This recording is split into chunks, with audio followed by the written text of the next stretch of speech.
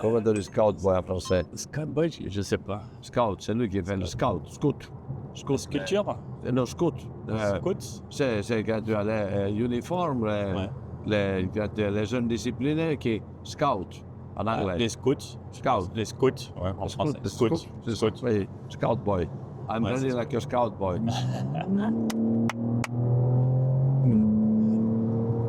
Alors, bonjour à tous, bienvenue sur la chaîne Mécanique Sportive, c'est Nicolas. Aujourd'hui, j'ai l'immense privilège d'être avec Ari Vatanen.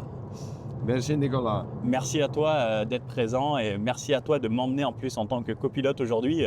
On est sur le Tour Auto, dans une magnifique BMW M4 CS. Et donc, cette nouvelle idée, c'est de poser des questions à des gens comme Ari, plein de personnalités, et d'avoir des expériences de vie et savoir pas mal de choses sur comment ça se passe un petit peu le milieu et des histoires un petit peu naturelles. Et Ari en plus en conduisant parce que je trouve ça beaucoup plus sympa. Et d'ailleurs, Ari, comme là on conduit, est-ce qu'en voiture tu es plutôt quelqu'un de sage ou quelqu'un qui a peur de rien et qui va rouler un petit peu comme un fou? Non, surtout pas. Oui, c'est vrai, on m'a dit que dès qu'Harry met le casque, il y a les cornes qui vont sortir, qui vont traverser le casque. Oui, peut-être c'est vrai encore dans la compétition. Mais sur la route publique, il ne faut pas oublier que j'ai perdu mon père dans un accident de voiture quand j'avais 8 ans. Et c'était dans la voiture avec lui. Alors j'ai vu mon père mourir et c'est désormais perdu pas mal des amis au fil des années sur la route. Vous voyez, comme la vitesse, c'est magnifique, mais il faut préserver la vie. Pour moi, rien n'est plus précieux que la vie humaine, alors il faut rester calme sur la route.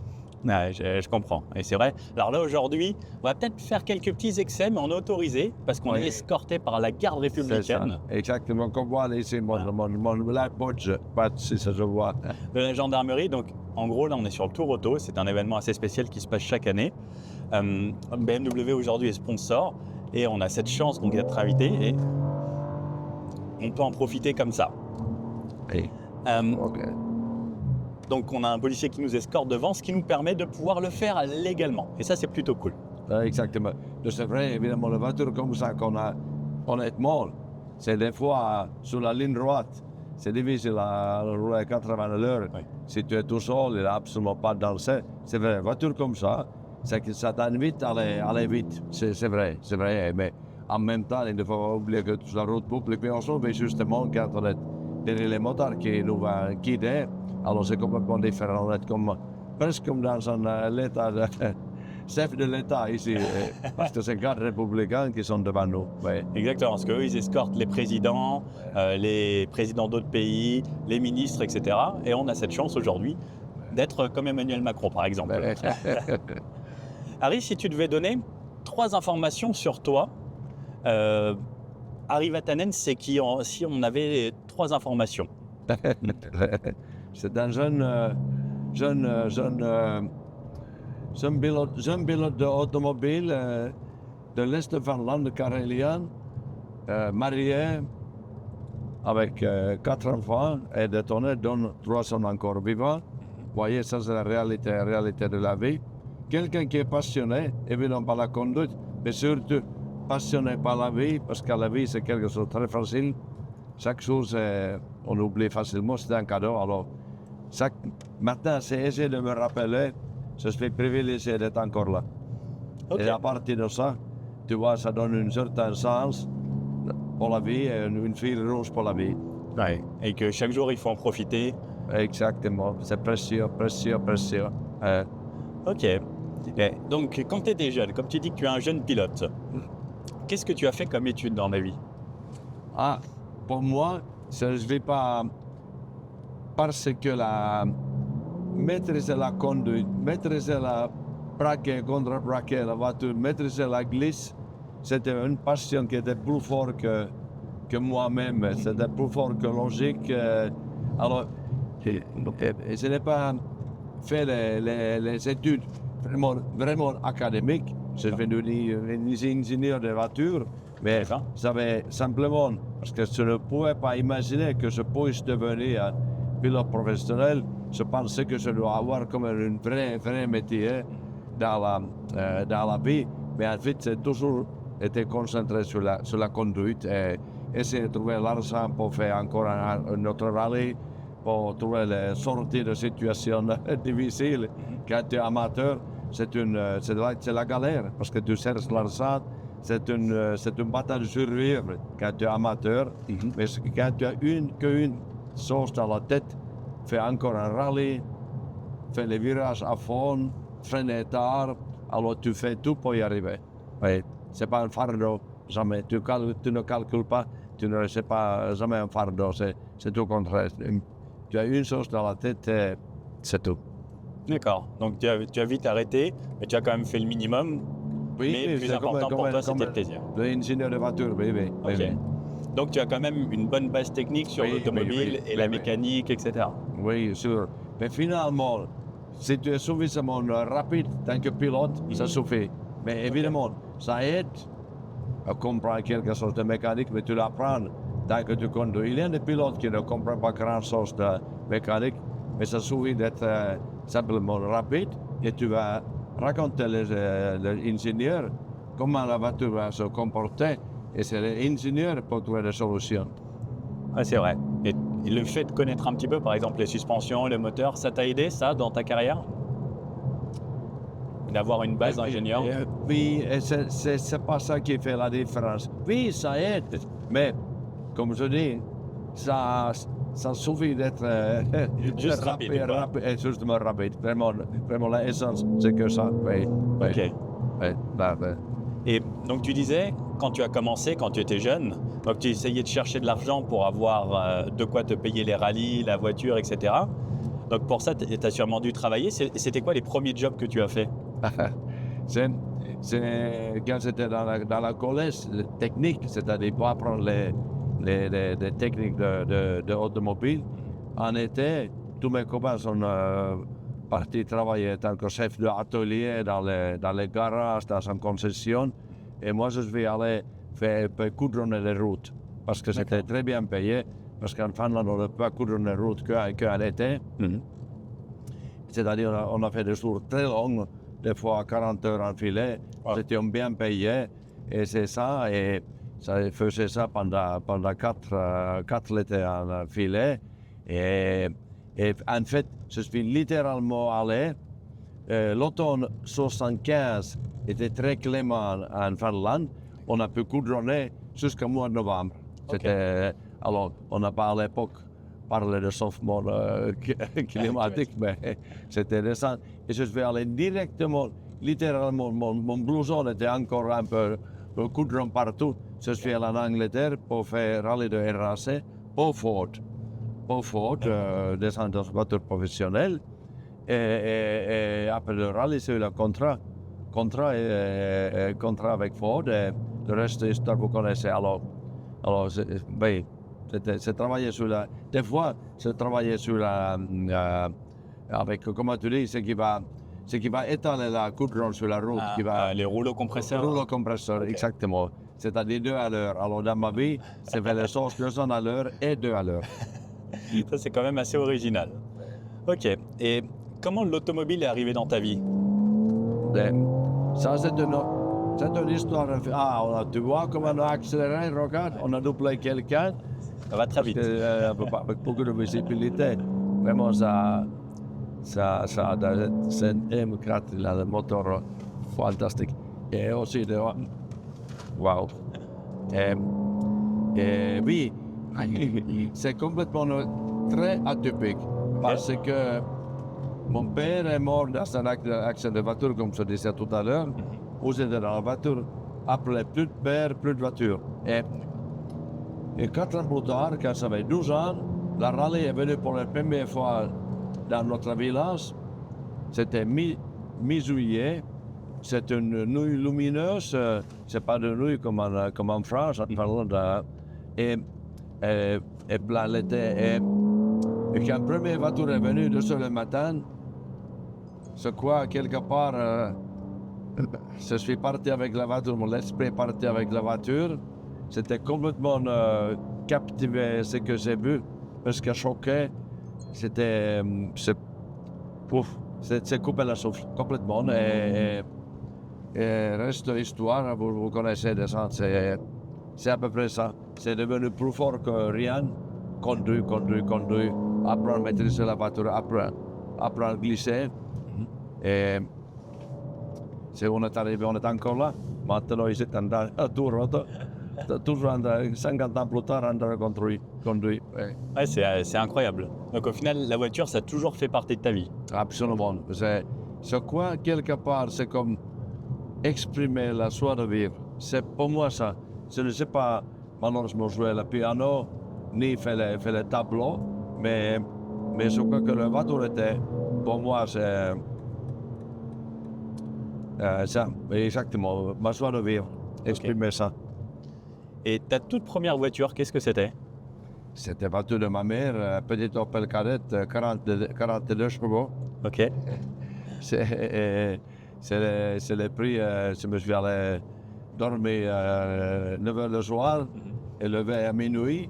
Ouais. Et ma mère était au courant. Et je suis tout seul sur la route publique, mais très peu fréquenté.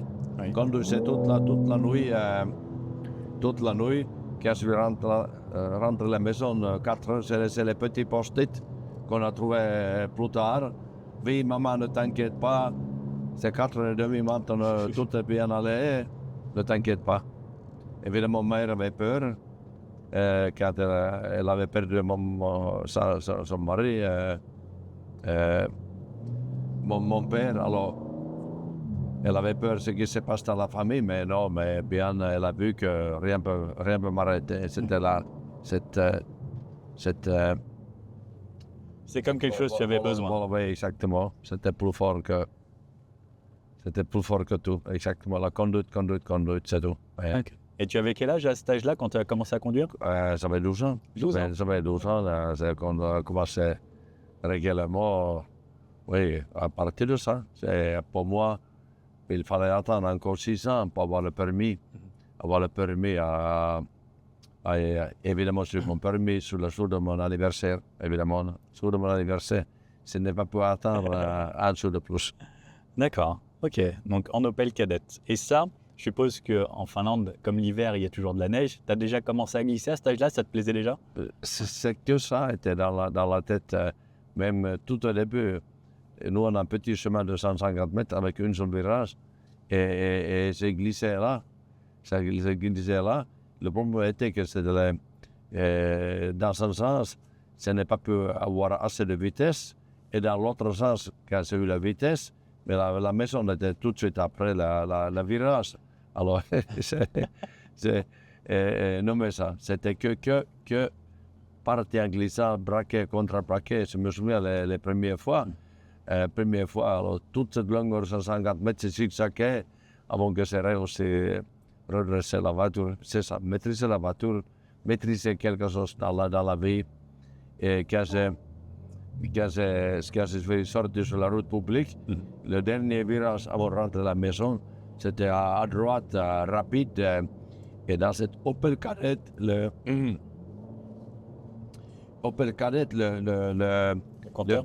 compteur de vitesse, c'était une file qui a avancé horizontalement et changé la couleur. Et quand tu as dépassé 100 km/h, cette espèce de ruban est devenue rouge. Okay. Alors, dans ce dernier virage, justement, rentre de la maison, j'ai regardé, est-ce que c'est rouge?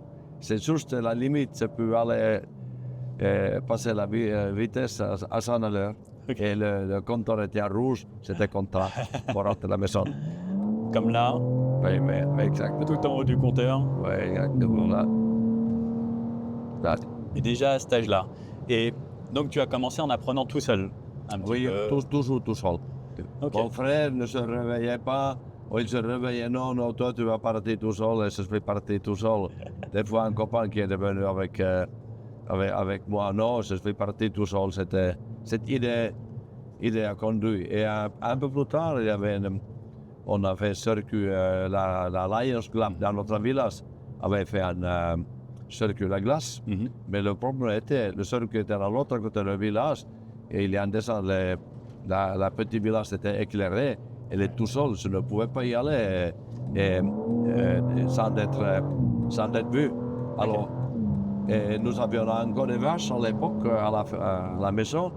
Alors, évidemment, ma mère était obligée de traiter Les vaches. les vaches. Et j'ai dit, s'il te plaît, amène-moi sur le circuit. Et de temps en temps, elle m'a mené. Mais d'abord, elle avait trop peur d'être avec moi dans la... Si on s'arrête. Le matin, Je crois qu'il fallait s'arrêter. on s'arrête, tu as raison. Parce qu'on suit un convoi pendant cette petite étape. On y va. Oui, le bon était, il ne pouvait pas rester là, il avait peur. Il restait dehors, il faisait très froid. Sur la glace, c'est très froid. Alors, maintenant, comment dépasser les... Comment peut-on être plus important? Est-ce qu'on arrive à passer là? Oui, ça ne touche pas, non, ça se passe. Ça se passe comme... Ah, c'est les patrouilles normales aussi qui sont là.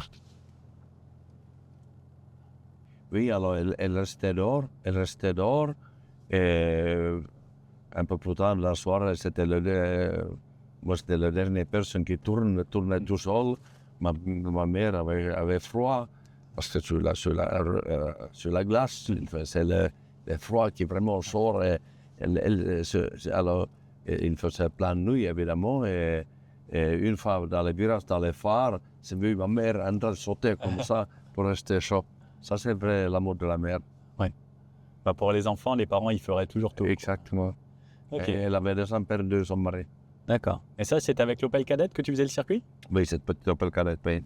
D'accord. Ok. Mais pour vous faire une idée, je vous fais un plan de l'autre côté. Ils sont contents, là. C'est... La garde républicaine, là, se fait plaisir également sur nos escortes. Oui. Voici à quoi ça ressemble dans ces paysages magnifiques qu'on traverse. Donc, avec Harry au volant. Et on peut vraiment en profiter. Ouais. C'est incroyable de se faire escorter. Ah ouais. Tu es comme chef d'État maintenant. C'est bon. J'ai le prénom déjà d'un ancien président, Nicolas. C'est vrai. Donc on disait avant de se faire ce petit arrêt ravitaillement.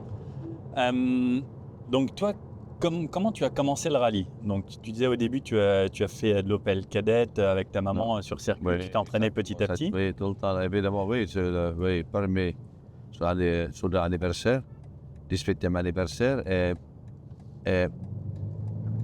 évidemment, quelques mois plus tard, ma mère a aidé.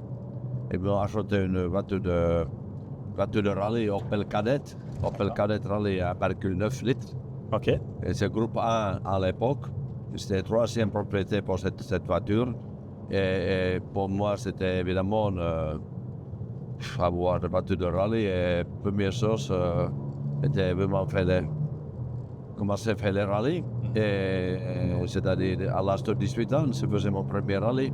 Ok. Premier rallye, Hanky Rally, et tout au début c'était catastrophique parce que moi je pensais que je savais bien conduire, mais quand tu arrives à la fin du spécial, quelqu'un qui est abattu à 15 secondes, 15 secondes sur 10 km, tu as de mal à croire. Ok. De mal à croire. Et les premières années, c'était vraiment la galère d'une certaine manière. Mais de temps en temps, je faisais comme quelques scratchs. D'accord. Quelques scratchs et peut-être aussi, je me suis pas rendu compte que mes pneus étaient celles de l'année précédente. Et peut-être mes collègues avaient les nouveaux pneus, et ça qui change tout. Mais ça me sert d'excuse, je continue de m'entraîner. Et une fois que j'ai commencé à faire les temps un peu scratch plus souvent, je me suis dit, mais qu'est-ce qui s'est passé? Et que peut-être mes concurrents ils ont eu les pépins, tout le monde a eu les pépins. C'est difficile à expliquer. quand tu es vraiment si passionné par quelque chose, tu continues. C'est jamais. Waouh, Ouais. qu'est-ce qu'il avance, les motards. Ah, on les voit, les motards, Oh. ils sont inclinés, ça touche à chaque fois. Ils sont Là- vraiment très forts, les là- motards de la garde républicaine. Mais anyway, en tout cas, quand il y a les premiers rallyes, c'était presque surpris moi-même comment je fais que je peux gagner quelque chose. Ouais. Mais je n'ai jamais pu vraiment imaginer que je puisse devenir un pilote professionnel. Ok. Pilote professionnel et maintenant ça fait 50 ans que j'ai amené ma voiture en Angleterre, ou plutôt à Gallois, Pays de Galles, parce que quelqu'un qui s'appelle John Thomas m'avait écrit, j'ai trouvé 300 livres, quoi, 3000 francs à l'époque, et tu amènes ta voiture à Pays de Galles et prends-moi comme coéquipier, c'est ce que je fais. Et après, Opel m'a donné l'assistance pour les rallyes en Écosse. Toujours utilisé ma voiture. Et en même temps, Ford était en train de chercher un pilote qui pourrait remplacer Timo Mäkinen, qui est à la fin de sa carrière. Le premier Finlandais volant, Timo Mäkinen. Ok. Et alors, dans 6 mois, le mois de mai 75, quand je suis venu à Pays de Galles, 6 mois plus tard, j'avais un contrat avec Ford. C'est comme dans un mauvais film, mauvais script, mais c'est qu'il m'arrivait. Incroyable. Et c'était vraiment incroyable. Et moi-même, j'avais du mal à croire qu'est-ce que c'est toi, est-ce que c'est vraiment moi ou peut-être c'est quelqu'un d'autre. Et ça t'a mis combien de temps avant de gagner ta première course? Oui, j'avais comme 76, j'ai quand même gagné le championnat d'Angleterre. Mon premier année, c'est le gagné. Mon premier grand rallye que j'ai gagné était justement rallye de rallye gallois, rallye Wales Rally, le 76. C'est-à-dire l'année après mon premier rallye Pays de Galles avec ma voiture. Et mes premières victoires dans le championnat du monde, il fallait attendre jusqu'à l'année 80. Alors Ford était déjà frustré parce que c'était souvent en tête, souvent déjà en 77 à Portugal, c'était plus rapide que tout le monde, mais je suis sorti à la fin de spécial. Après la fin de spécial, je n'avais pas fait les notes et après la ligne avec la ligne de 15 francis, la ligne, il y avait encore, après la fin de spécial, il y avait encore un virage serré et je suis sorti. Je faisais le scratch, mais j'ai sorti de la rallye aussi en même temps. Et alors, il fallait attendre 4 ans avant que je gagne la rallye Acropole. Mais heureusement, Ford avait confiance en moi. Et même entre-temps, j'étais en Nouvelle-Zélande en 77. Et c'est terminé finalement deuxième. Le rallye était très long. Il avait 2000 km de spécial. Wow. Et c'est sorti plusieurs fois de la route. En tout, j'ai perdu 40 minutes. 40 minutes. Et parce que le rallye était très long, j'ai réussi toujours reparti. Et j'ai terminé deuxième, que 2 minutes derrière le vainqueur. Alors Fiat m'a proposé un contrat incroyable dès en 77. Mais j'ai leur répondu non, je restais assez fort parce que moi j'en ai fait beaucoup de bêtises et ils m'ont gardé, ils ont confiance en moi et je ne peux pas quitter, je ne peux pas laisser tomber quelqu'un qui croit en moi et j'ai toujours pensé que dans la vie il faut rester fidèle et construire des relations de long terme.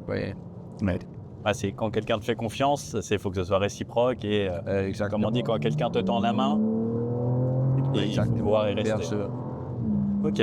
Et donc pour arriver à ce niveau-là, tu t'es entraîné encore tout seul? Tu avais quelque chose de spécifique? Tu avais des coachs ou...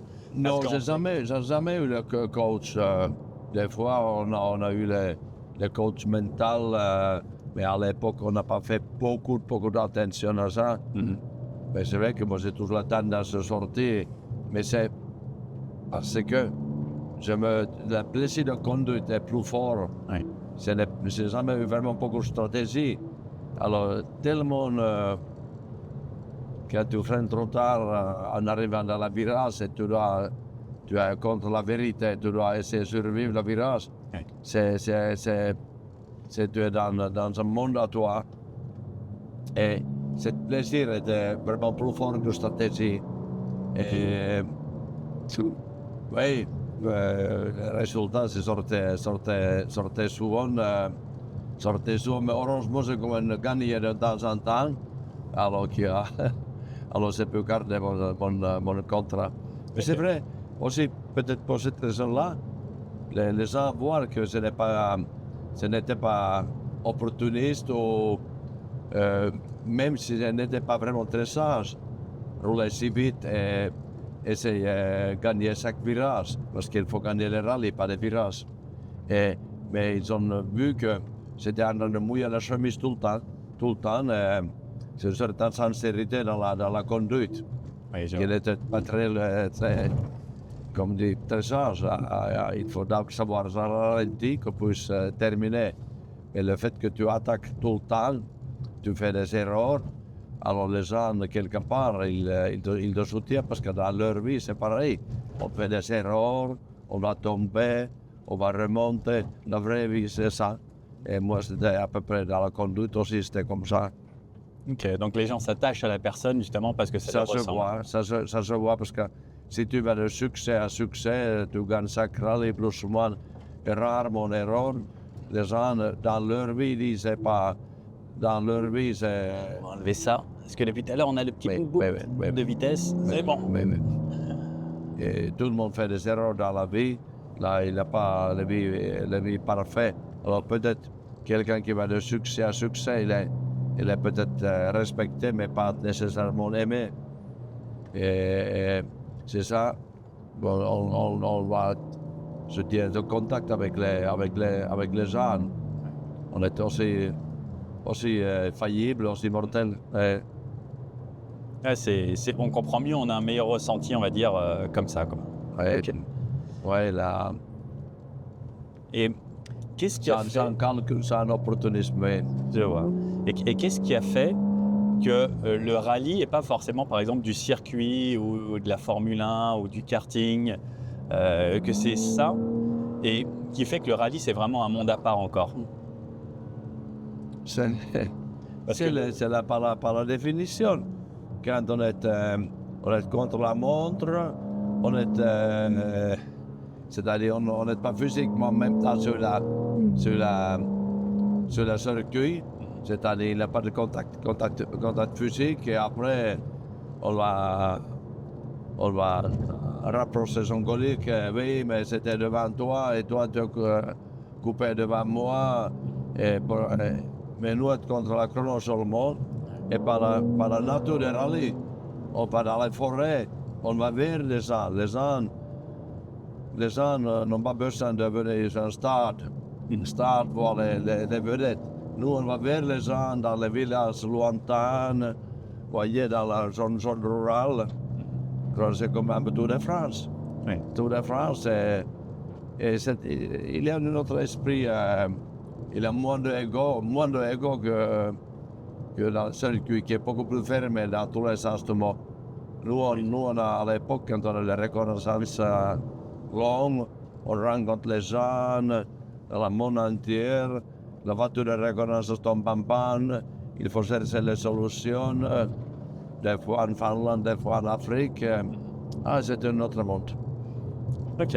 Et le côté sensation, est-ce que pour toi le rallye c'est celui qui donne le plus de sensations dans le sport auto, ou tu as trouvé un autre sport ou quelque chose qui te donnait un plaisir pareil? Mais je ne peux pas parler que pour moi-même, mais évidemment quand tu glisses, il y a des choses imprévues qui se passent. Moi je trouve que dans la vie, quand tu fais le circuit avec tout le respect, le circuit, mais tu répètes, tu as 10 virages, tu as 10 virages différents, Et moi, je préfère que dans le rallye, que tu as 10 000 virages différents. Ouais. Des virages différents. Et c'est... Mais chacun son sport, évidemment. Et tu ne peux pas vraiment comparer. Mais pour moi, je suis content, content d'être pilote de rallye. C'était humainement parlant, Paris-Dakar, par exemple. Pourquoi j'ai appris beaucoup.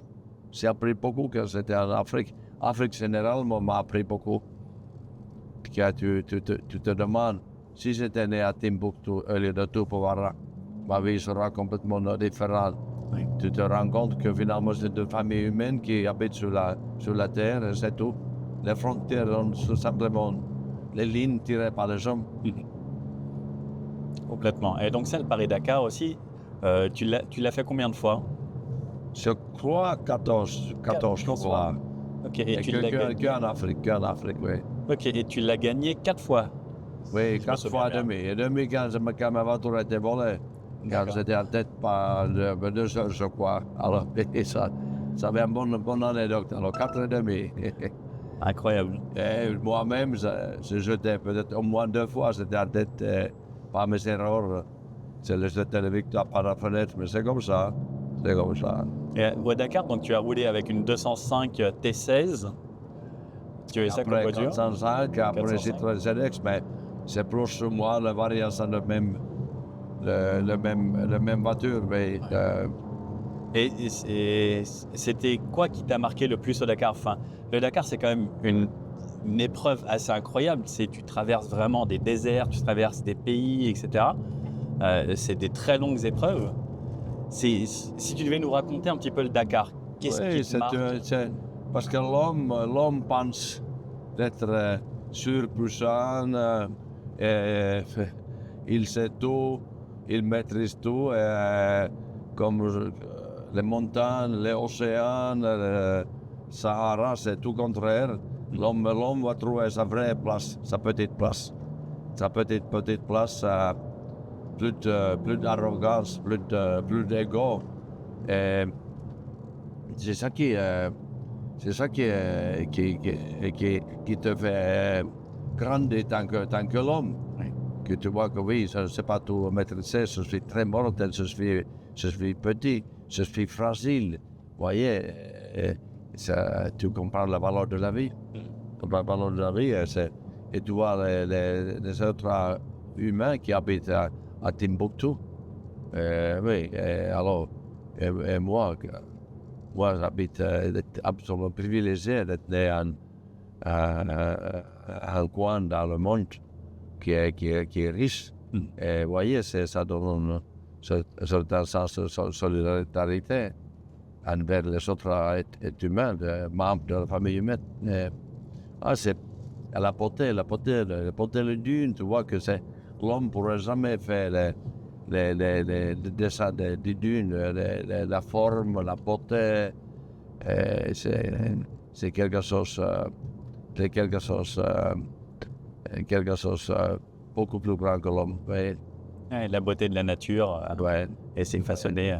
C'est vrai que c'est assez incroyable quand on traverse, surtout quand on voyage. Moi, j'ai la chance aussi de beaucoup voyager. Je pense que toi aussi, tu as dû visiter un nombre de pays incalculable. Oui, en tout cas, c'est justement les cultures différentes. Heureusement, la France n'est pas comme la Finlande et vice-versa.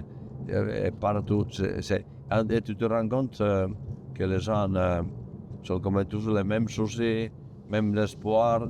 Ils pleurent pour les mêmes raisons, et ils rient pour les mêmes raisons. On a finalement que la vie quotidienne et les soucis et les bonheurs sont très similaires dans chaque côté du monde. Et évidemment, je pose la question, pourquoi on n'arrive pas à vivre en paix? Oui. Ouais. Bah, ça, je t'avoue que c'est quelque chose aussi, je me pose la question souvent. Je me dis, on est tous les mêmes partout dans le monde. Pourquoi on n'arrive pas à être heureux tous ensemble? Ah ouais, c'est l'ego de l'homme, le diable à nous tous, mais Exactement. c'est ça. Le problème, c'est, je pense, qu'il y a des gens qui en veulent toujours plus, et c'est ce besoin de toujours plus qui Ouais. fait que, bon, malheureusement, bon, ça, on ne changera pas grand-chose. Ouais, voilà. Et bon, et donc, toi, Égoïsme, mais ouais. Et donc, toi, tu habites en Finlande. Jusqu'à quel âge tu es resté en Finlande? puis finalement on est parti, on n'a jamais quitté la Finlande réellement, mais on a profité de ma profession comme pilote d'automobile, habité en Angleterre, c'est Rita qui a cette idée. Et on a l'autre pied toujours en Finlande, et on a vécu des années 80, une dizaine d'années en Angleterre, et maintenant, plus que 30 ans, on a l'autre pied en France. Ok, donc, Ah oui, c'est un enrichissement évidemment, grand enrichissement, oui, de la vie. donc là, en ce moment, tu vis entre la France et la Finlande. Absolument, oui, oui. Ok. Et en Finlande, donc, ce que j'ai vu, c'est qu'à l'époque, tu as bossé un petit peu dans la politique. Oui, même plus qu'un peu, oui, au Parlement européen. D'accord. Et ça, tu as fait ça combien de temps? 99 à 2009, 2 termes. D'accord. Dans le deuxième terme, j'étais élu en France, qui est extrêmement rare, peut-être le seul député qui est venu de notre pays. Il y a quelques députés qui ont été élus. Il y a quelques députés qui ont été élus dans deux pays. Ils ont normalement double nationalité. Moi, c'était un Finlandais qui n'était pas aucune activité politique en France. Mais M. Chirac, peut-être il avait tort ou pas tort. il a pensé que c'était très bien dans l'esprit européen. Et alors j'étais élu en France pour le deuxième terme. Et pour moi, d'être Europe, député européen, c'était mon but. Parce que c'est qu'en travaillant ensemble qu'on peut faire quelque chose dans la vie. Si chacun reste isolé dans son coin, il n'y a que des malheurs que résultats. Mais C'est sûr. Et donc, qu'est-ce que tu faisais quand tu étais député européen? C'était quoi les sujets que tu abordais? il y a beaucoup à propos de transport. D'accord. Transport parce que ça a mobilité. On ne peut pas avoir le développement. C'est mobilité et éducation sont les deux bases de développement.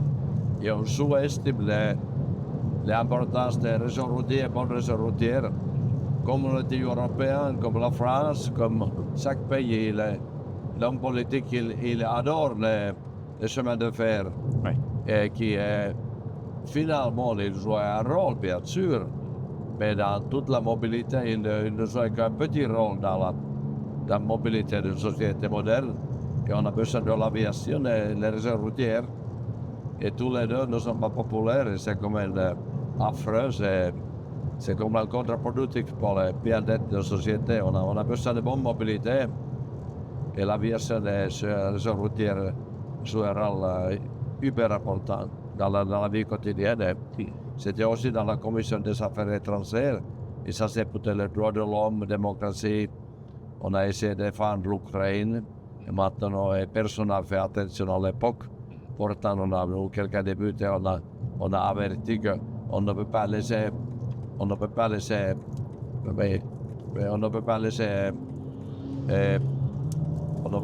l'Ukraine tout seul à côté de quelqu'un comme Poutine.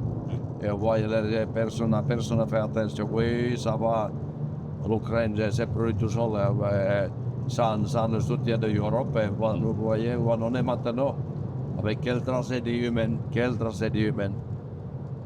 Ah, c'est vrai que... Pour rien. Alors c'est les choses comme ça qui m'intéressaient, des sujets comme ça qui m'intéressaient beaucoup. D'accord. Et ça, tu as aimé faire ça? Absolument. Niveau européen, je souligne, niveau européen. D'accord. Je ne pouvais pas imaginer d'être député national ni en France ni en Finlande. Quand tu es dans l'Assemblée nationale, tu es soit dans le gouvernement, soit tu es dans l'opposition. Et dans les deux cas, tu es muselé, tes mains sont liées complètement. Ouais. Ok, donc oui, tu avais plus de liberté complètement. et sans prendre parti vraiment. Sans Parlement, tu peux faire une alliance avec un communiste grec pour soutenir quelque chose. Oui. Et pendant ce temps-là, tu continues un petit peu l'automobile à côté? Oui, donc ça c'était une surprise.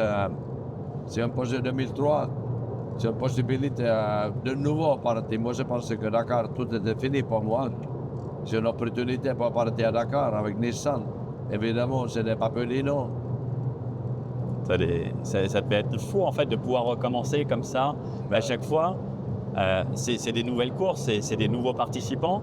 Et petit à petit aussi, les voitures évoluent. Mais nous, on a roulé pour Nissan, en fait, et même avec Volkswagen.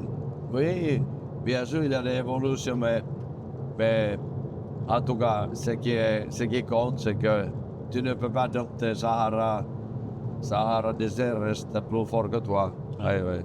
Même si tu as amélioré la voiture, c'est pas ça qui te fait gagner. Ok. Et ça, c'est une course vraiment épuisante. Le Dakar, c'est vraiment éprouvant. Oh. À l'époque, oui, surtout pour les motards. Surtout pour les motards. Mais c'est sûr, tu as Dakar, c'est tout le monde qui a fait le Dakar en Afrique, il ne l'oubliera jamais. C'est à l'extrait trace, humainement parlant, et peut-être ça va. Il y a certainement l'ouverture d'esprit. C'est ça. Si ça se fait, alors tu n'as pas perdu ton temps. Et toi, c'était quoi ta plus belle année de Dakar? Avec quelle voiture? Ça doit, non. C'est pas lié avec la voiture, c'est lié avec le fait. 87, c'était mon premier rallye. Après mon accident, pour donner 6 mois de convalescence, alors la place de Trocadéro, ça fait de mal à croire que que on voit, je suis en bonne santé, ça recommence, tous les mauvais souvenirs de rallye et de accident oublié, la vie recommençait, c'est ça.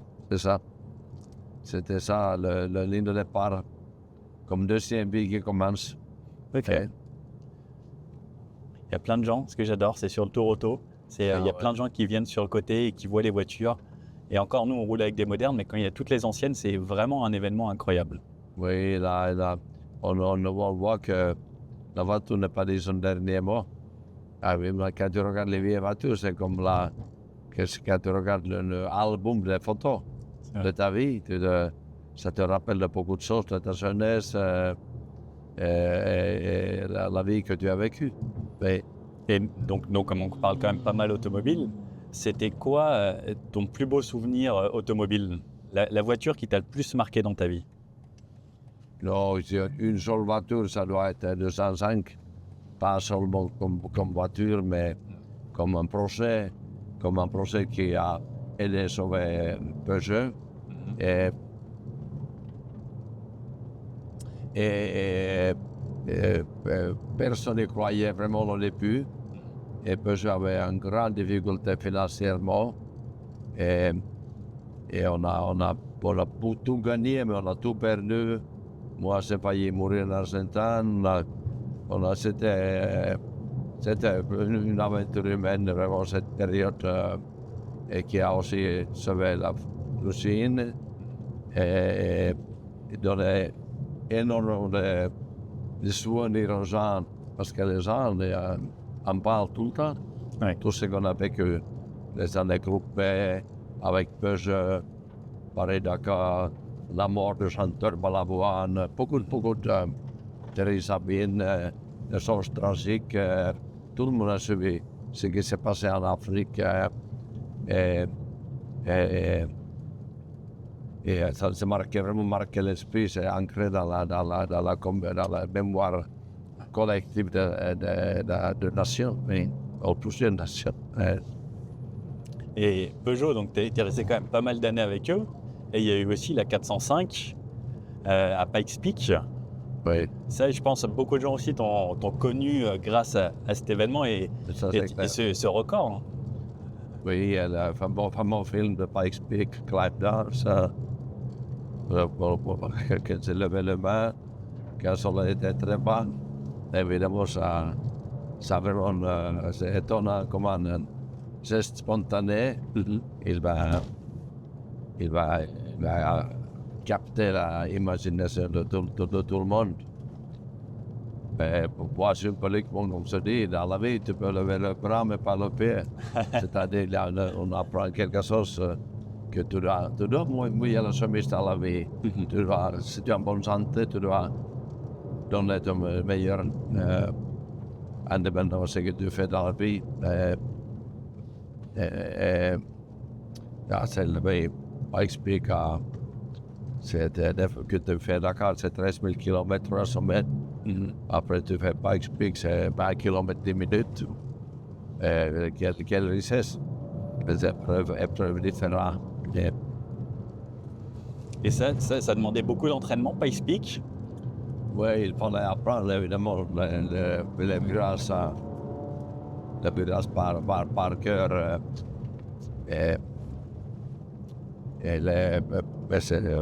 Qui a une voiture qui a accéléré de 0 à 200 en moins que 10 secondes.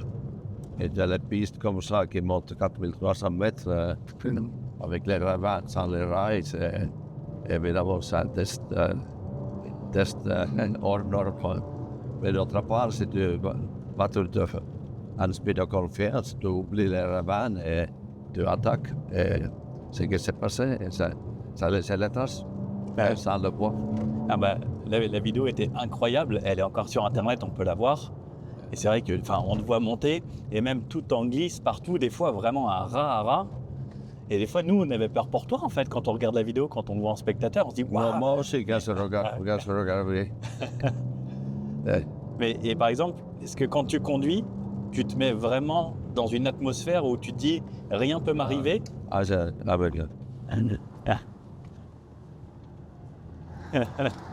va s'arrêter, là, je ne vais pas parler mais... Ça fait plaisir de voir les gens sur le côté. Exactement. Ok. Et donc oui, et ce que tout le monde dit, c'est mettre donc avec la main comme ça pour se cacher du soleil, qui était en fait vraiment impressionnant, parce qu'on se dit, tu te conduis à fond à une main pour te protéger du soleil. En même temps, tu passais les vitesses, tu changeais. Mais dans la réalité, c'est pas si. C'est pas si difficile, mais quand tu le vois, c'est impressionnant, ça c'est clair. Mais c'est symbolique. Lever le bras, mais pas le pied. Exactement. Donc, dans la vie, il faut tout donner. Ouais. Comme on dit, si tu donnes ton maximum, au moins tu peux pas regretter de ne pas avoir fait tout ce que tu pouvais. Exactement, c'est ça. Parce que tu ne peux pas rester spectateur dans ta vie. Si tu es en bonne santé, à condition que tu es en bonne santé, Dieu t'a donné ça, tu as les compétences. Nous tous on a des compétences pour quelque chose. Là. C'est-à-dire qu'il ne faut pas attendre que la vie te donne. La vie ne doit à rien. Nous, on doit tout à la vie. Alors, l'homme doit faire. Il doit prendre des risques, il faut entreprendre, il faut avancer, il faut croire. Il a toujours l'espoir pour demain. Il faut être positif, le projeter en avant. C'est ça la vie. Et comme ça, l'humanité avance et toi, tu restes positif. Et bien sûr, il y a des obstacles, mais si ton état d'esprit est négatif et tu attends que quelqu'un d'autre fasse ça pour toi, non, c'est pas ça. Chacun doit mouiller sa chemise. Dans sa manière. Mais... Je comprends. Et pour toi, donc tu as quand même une belle carrière, tu as beaucoup d'expérience dans beaucoup de choses. Ce serait quoi ta plus belle réussite dans la vie? Peu importe le domaine.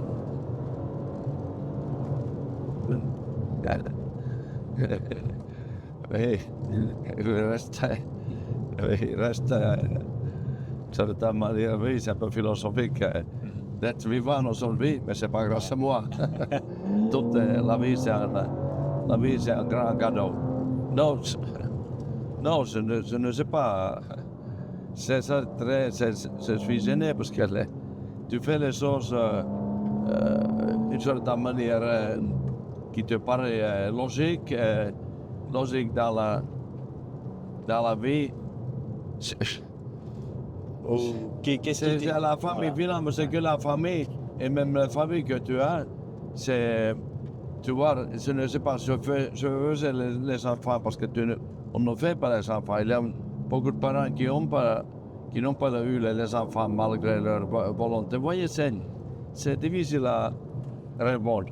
Si tu et comme Alexei Navalny, qui est mort parce qu'il défend la démocratie en Russie. Là, tu peux dire que tu as fait quelque chose. Quand tu es pilote automobile, tu fais quelque chose qui te paraît tout à fait naturel. Je ne sais pas. Je ne peux pas répondre à cette question. Mais voilà, c'est pour ça que je disais, pas forcément dans l'automobile, mais pour toi, ce que tu penses avoir réussi ou qui t'a fait du bien ou un vrai plaisir. Peut-être dans la case de député européen. Assez souvent, ce n'était pas dans la majorité. Ce n'était pas dans la majorité. Parce que Galileo, par exemple, il était tout seul quand il a dit que la Terre n'était pas le centre de l'univers. Il était tout seul. La vérité ne dépend pas, c'est pas une décision de majorité.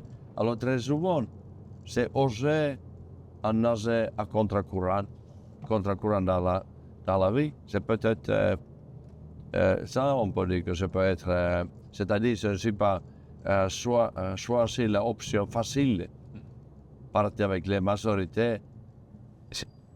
Simon Danker, ce n'était pas d'accord. Ouais. Et est-ce qu'aujourd'hui, tu as encore un objectif? Par exemple, tu dis, voilà, j'ai été pilote, j'ai fait ça. Est-ce qu'il y a un objectif que tu te fixes?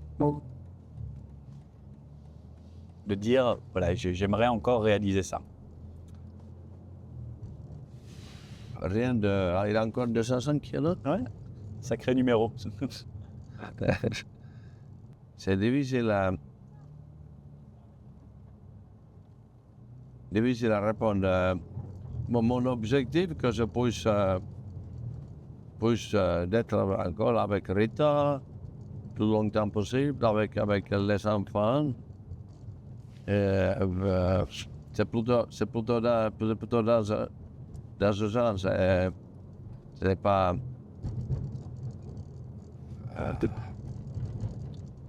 Plutôt de devoir profiter. Oui, exactement, de profiter dans tout droit, oui. Oui, tout droit. Tout droit. Là, que je puisse, oui, objectif, en espérant qu'on reste encore en bonne santé. Oui. C'est plutôt ça, parce que ça te permet de faire beaucoup de choses. Je vais rester très actif, j'ai toujours été très actif, alors, mais c'est la condition que tu es en bonne santé. Ça paraît simple, mais c'est comme ça. Ok. Et toi, qu'est-ce que tu fais par exemple pour être en bonne santé, pouvoir conduire comme ça? Parce que là, tu conduis encore rapidement. Je ne connais pas tant de gens que ça qui prennent encore du plaisir et à conduire rapidement et qui le font encore bien, sereinement. Et tu fais un rituel spécifique dans la vie? Tu fais du sport? Tu t'entretiens? D'abord, c'est l'état d'esprit plutôt. C'est-à-dire tu as compris comment la vie est fragile. Tu es content de te réveiller. Oui, c'est failli mourir dans ce temps. La vie m'a rappelé comment tout est fragile. Alors ça te donne l'état d'esprit positif. Je vois. Positif, et ça me tient en bon état. Si tu n'es pas optimistique, positif, rien qui va se passer. Il faut toujours garder l'espoir, c'est ça. C'est ça qui nous alimente, l'espoir.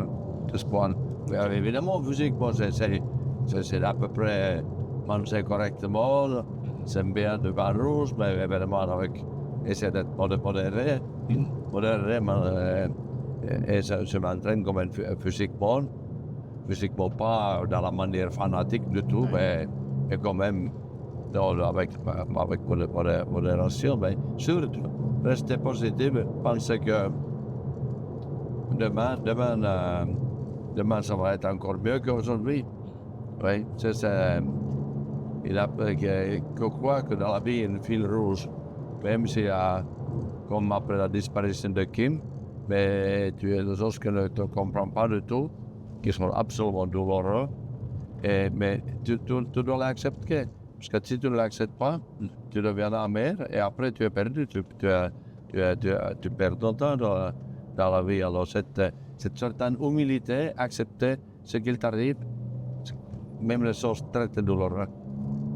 Ok. Donc oui, toujours essayer de garder un côté positif et se dire de toute façon, il y a des choses dans la vie, on n'y peut rien. Et Exactement. C'est-à-dire que la vie nous rappelle, on est petit. Mais c'est pour ça que la vie est magnifique, que tout est un cadeau, tout est facile. Ferrari coûte très cher, Rolex coûte très cher, tout ce qui est rare coûte très cher. Mais notre temps, notre vie, c'est beaucoup plus rare. Notre temps sur la Terre, c'est millions de fois plus rare que Rolex ou Ferrari. On ne comprend pas sa valeur avant que l'a perdu. c'est vrai. Donc, tu ne comprends pas ton bonheur avant que tu l'as perdu. Mais, oui, exactement, c'est ça. Il faut c'est ça. savoir vivre le moment présent et savoir apprécier les bonnes choses. Ça paraît simple, mais c'est exactement ça. Ok.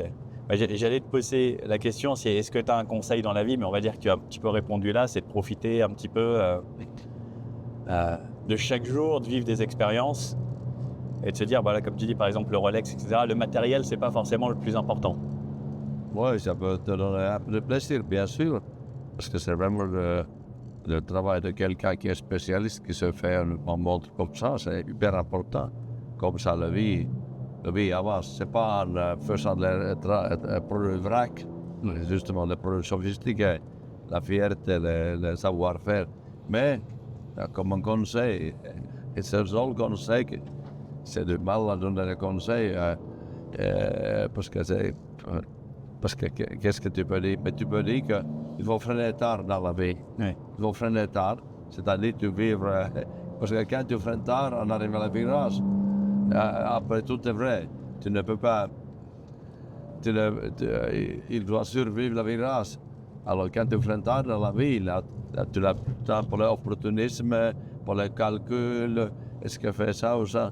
Tu dois vivre honnêtement. Le virage saute sur les yeux.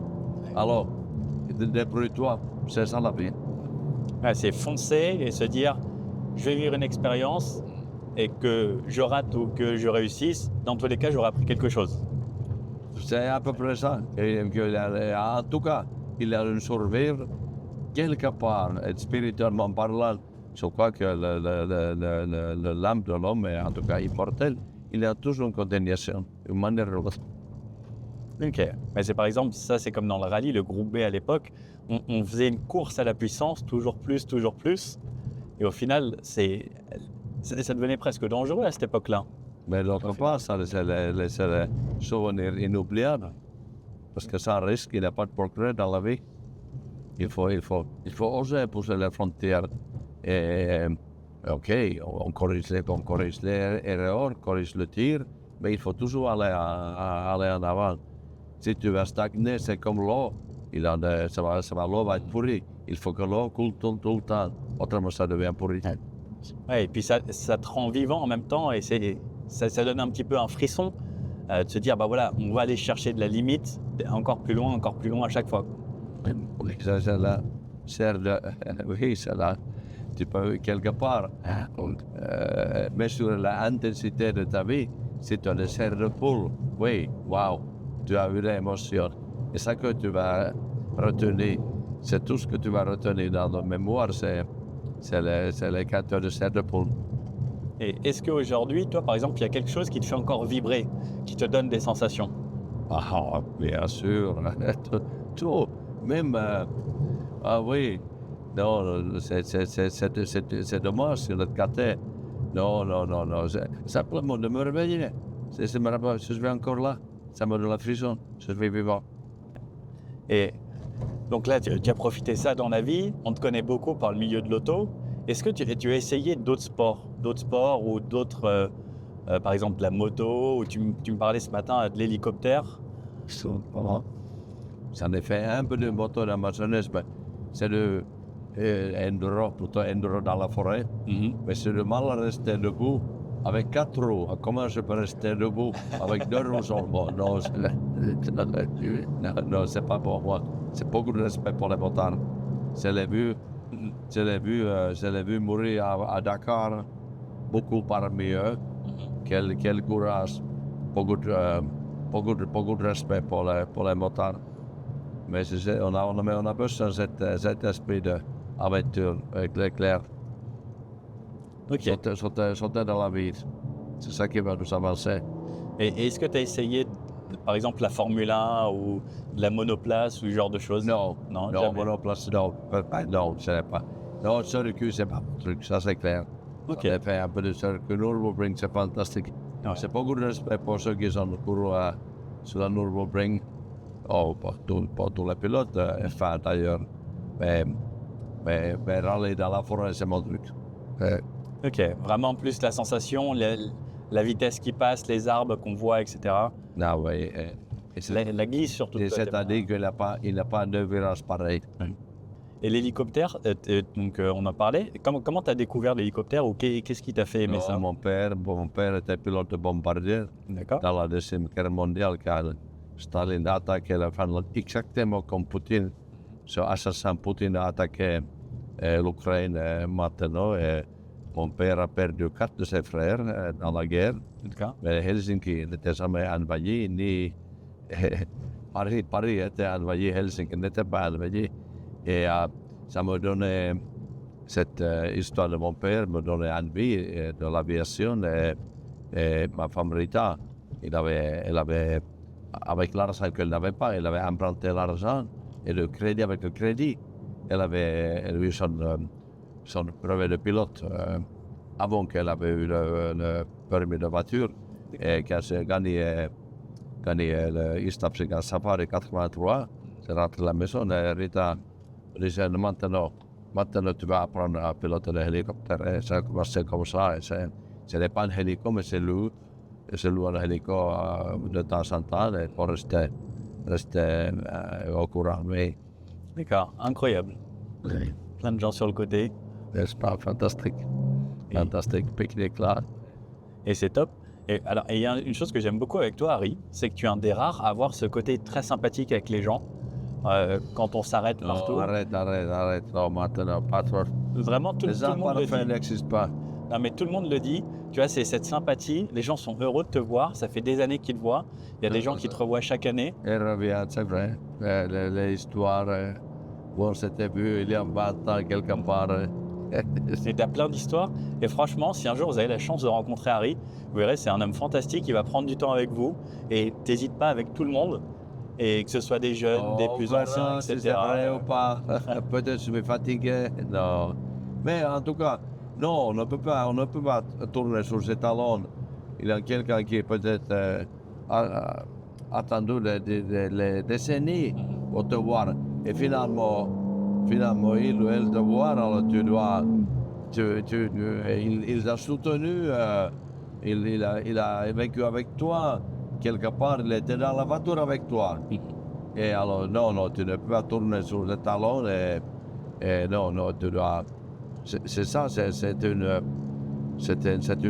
famille finalement, une famille et on ne peut pas. On est tous aussi mortels, Oui. Non, c'est top. Et c'est vrai que moi, je le vois aussi, petit à petit, grâce à tout ça, à tout ce que je peux vivre, c'est un petit peu grâce aux gens au final, parce qu'ils nous soutiennent, ils viennent nous voir. Exact. Et c'est vrai que c'est quand même assez impressionnant et ça fait toujours chaud au cœur de voir qu'il y a des gens qui peuvent nous aimer ou nous apprécier pour quelque chose qui au final nous est notre travail. Oui, travail ou passion, oui, quand il Exactement. te dit merci de nous avoir fait rêver. Mais ça me tous les jours j'entends ça. Et merci pour le rêve que tu m'avais donné. Alors, ça me touche tout le temps aussi fort.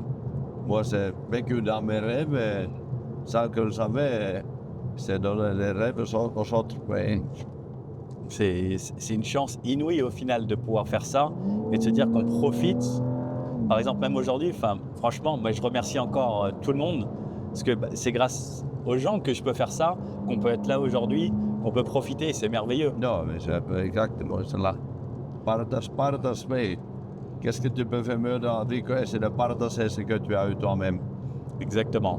C'est pour ça que je fais ça aussi, que je fais des vidéos, pour essayer de partager la passion, rencontrer des gens, partager. Et comme tu dis, on vit qu'une fois. on est là, il faut profiter, on est content de se réveiller chaque jour. Donc si on peut avoir les plus belles expériences, pour moi, bah, ça n'a pas de prix. Voilà, justement.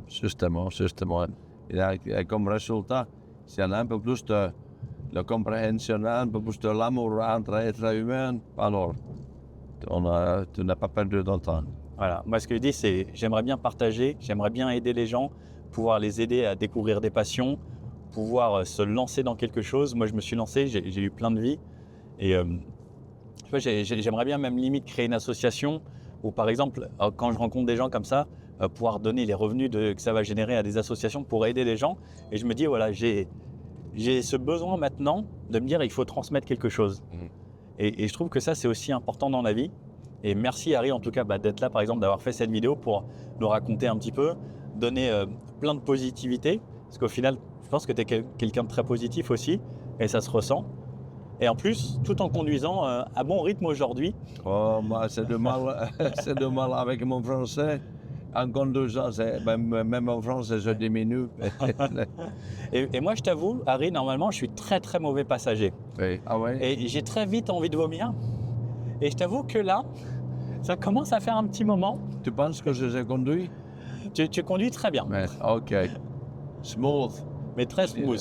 Voilà. Exactement, très bien. Et attention, radar. Parce qu'il faut quand même s'arrêter au radar, même si on est escorté par la police, les radars fixes sont quand même là. La radar fixe, tu ne sais pas qu'il y a un motard devant nous. Voilà. Lui, il ne sera pas, donc sinon, on recevra à la maison directement. Mais on va éviter. Mais en tout cas, Harry, j'espère que ça t'a plu, cette petite vidéo comme ça, simple, en toute transparence. Merci beaucoup à toi. J'espère que ça va rester un témoignage d'une passion et c'est tout, exactement. Moi, le plus important, c'est d'avoir partagé ce moment avec toi, de le partager avec les gens. Moi, je suis super heureux. Merci encore au Tour Auto qui nous invite. Merci encore à BMW de nous faire ce plaisir de nous mettre dans cette voiture de folie parce qu'on est dans une M4 CS. Devant, on a une M3 CS Touring et il y a plein de choses. L'ambiance, le fait de pouvoir voir les voitures. Et merci encore à toi, Harry. Merci Nicolas. Merci pour ton sympathie. Encore plein de bonnes choses. J'espère qu'on va se revoir encore plein de fois. Je t'inviterai sûrement à la maison un jour à faire un petit barbecue, profiter. Puis si vous avez aimé la vidéo, n'hésitez pas, un petit pouce bleu, un petit commentaire pour Harry. Si vous avez d'autres questions qu'on pourra peut-être lui reposer prochainement. Et puis, messieurs, dames, à bientôt pour une prochaine aventure. Et Merci, puis, salut. Ciao. Et ne roulez pas trop vite. Surtout pas.